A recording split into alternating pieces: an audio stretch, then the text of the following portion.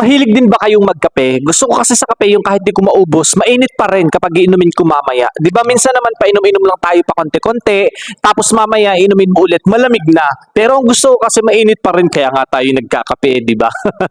Yung iba kasi gano'n, pinalalamig, inihipan na muna.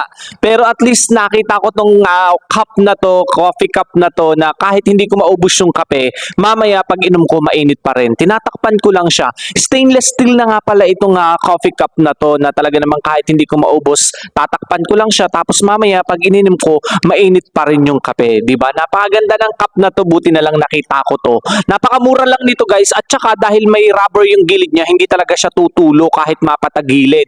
So yung takip nito, guys, pwede mo ding gamitan ng straw, i-open mo lang siya dun sa ibabaw o kaya naman kung wala kang straw, pwedeng dun ka uminom para hindi mo i-open ng ganyan yung cup na to, 'di ba? Napakaganda at saka sobrang mura lang nito, guys. Marami pa yung ibang color maliban dito sa black na gamit ko. Kung gusto nyo, check out mo na.